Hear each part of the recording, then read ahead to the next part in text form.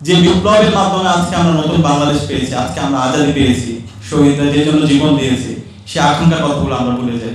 আমরা আমাদের শত্রু এবং মিত্রকে চিনতে ভুলে যাই। আমাদের এই 7 নভেম্বরের মাধ্যমে মেজর শহীদ প্রেসিডেন্ট জিয়াউর রহমানকে মুক্ত করে সিপাহী জনতা। শহীদ জিয়ার অবদান আজকে এই বাংলাদেশ। শহীদ জিয়া বাংলাদেশকে দেখিয়েছে কিভাবে গণমানুষের জন্য কাজ করতে হয়, কিভাবে সবাইকে নিয়ে কাজ করতে হয়, দেশের স্বাধীনতা, সার্বভৌমত্ব, অখণ্ডতার জন্য কিভাবে কাজ করতে হয়, কিভাবে বহুদলীয় গণতন্ত্র প্রতিষ্ঠা করতে হয়।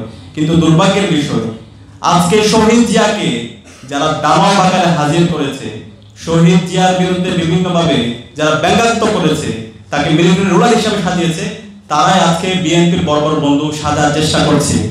আজকে সেই কালচারাল ফেসিস্টরা যারা বাংলাদেশে ফেসিবাদ কায়েমে সহযোগিতা করেছে, যারা বাংলাদেশে গুম, খুন, আইনাগর, শাহবাগ কায়েম করার মাধ্যমে বাংলাদেশের সকল সম্ভাবনাকে নষ্ট করেছে, সেই কালচারাল ফেসিস্টরাই আজকে বিএনপির বড় বড় বুদ্ধিজীবী শাখার চেষ্টা করছে। আমাদের এই জায়গা অবস্থান পরিষ্কার, এই কালচারাল ফেসিস্টদের বিরুদ্ধে আমাদের সবার অবস্থান পরিষ্কার করতে হবে। সেটা জামাত হোক, সেটা বিএনপি হোক, সেটা এনসিপি হোক, বাংলাদেশের যত রাজনৈতিক দল হোক, কালচারাল ফেসিবাদের বিরুদ্ধে আমাদের লড়াই সংগ্রাম জারি রাখতে হবে। তারা এই জাতীয় শত্রু।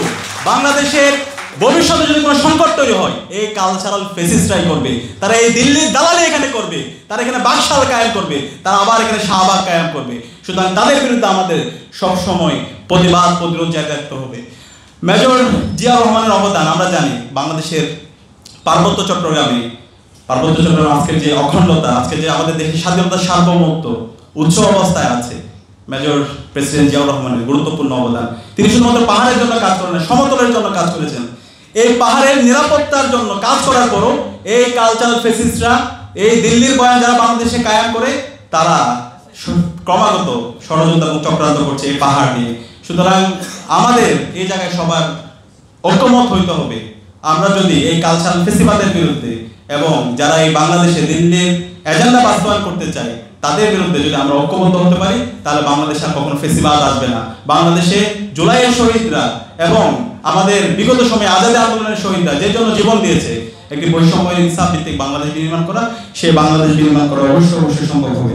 আমরা একটা নয়া বাংলাদেশের স্বপ্ন দেখি, নয়া আজাদির স্বপ্ন দেখি, এবং সেই জন্যই আমরা সবাই জুলাই একসাথে রাস্তায় নেমেছিলাম। আমরা যখন রাস্তায় নেমেছিলাম, আমরা দেখিনি আমার পাশে সে কে, সে কি ছাত্রদল নাকি শিবির, নাকি সে ডানপন্থী নাকি বামপন্থী, আমরা সবাই এক বিন্দুতে মিলিত হয়েছিলাম ফেসিবাদের বিরুদ্ধে।